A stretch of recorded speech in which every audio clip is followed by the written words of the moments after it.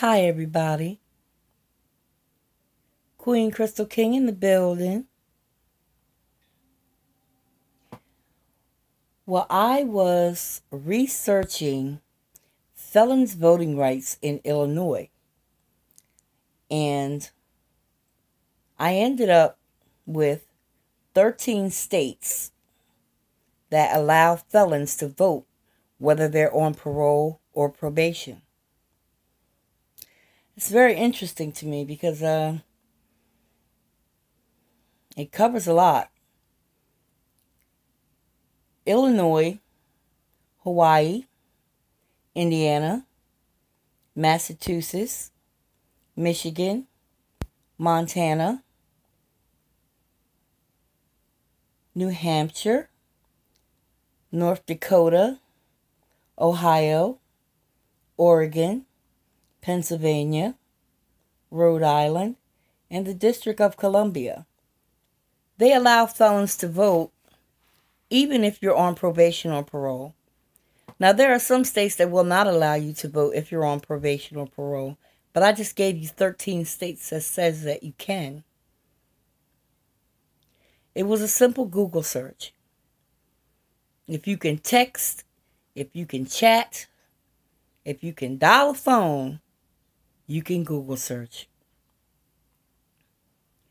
All this information is at our fingertips. It's ours for the taking.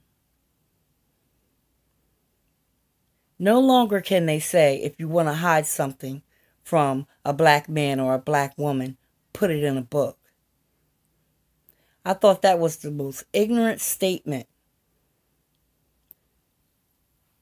Everything has to be so fast.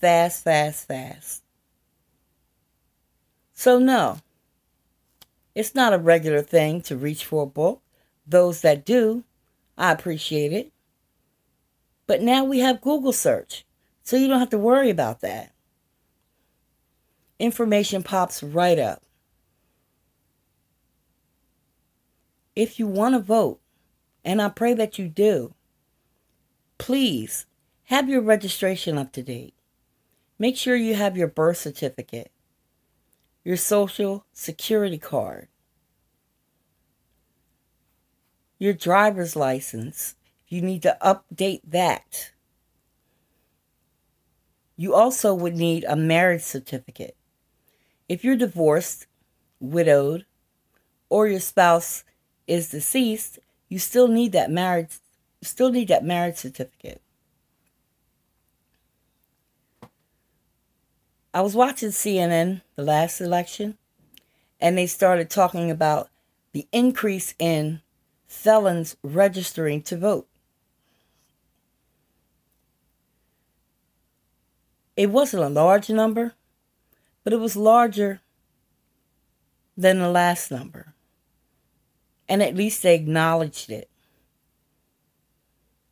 So it's time for us to start coming together for the right reasons and voting so that we can be counted. A lot of these laws and decisions, we have a say in that. But you got to go out there and vote. You want change?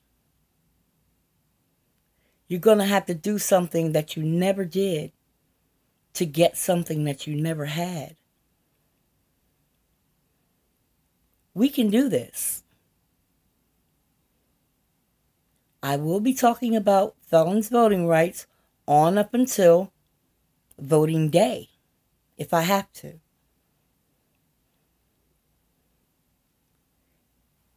Remember, all you have to do is do a Google search. For instance, I'm in Pennsylvania. I would say felons' voting rights in Pennsylvania, and it will pop right up.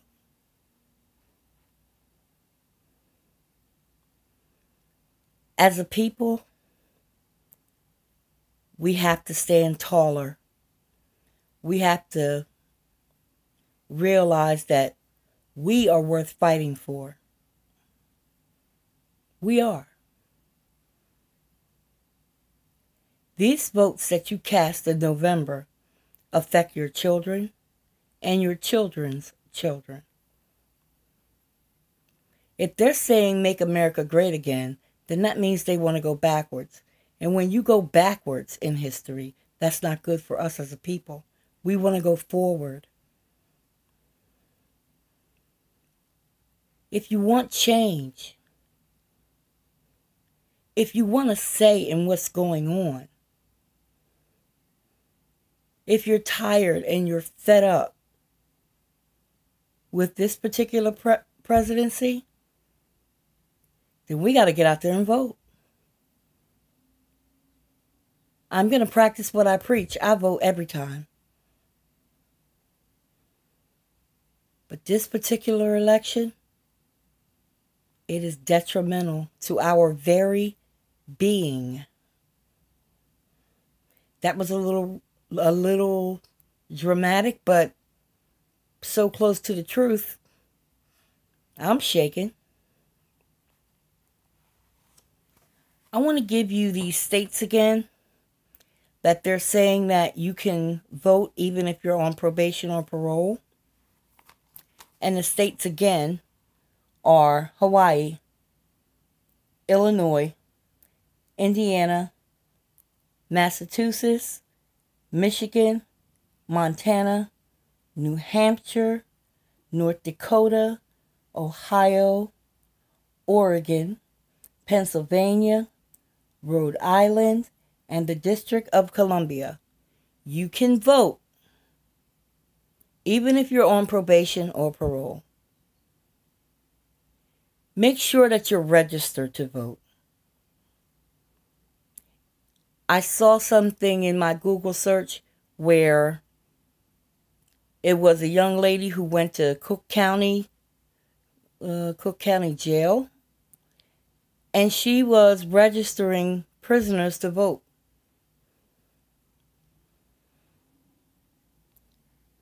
We really, honestly, and truly got to do this. We can't take another 4 years of what's happening. I know I can't.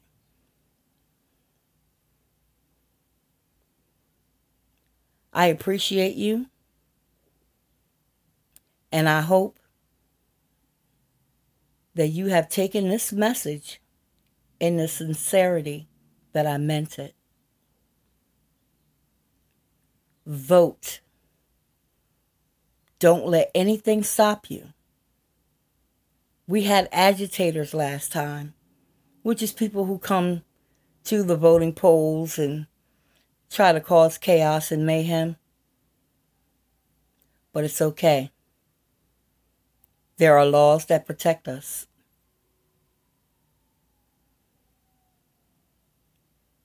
Thank you so much. I appreciate you listening. Love, peace, and chicken grease.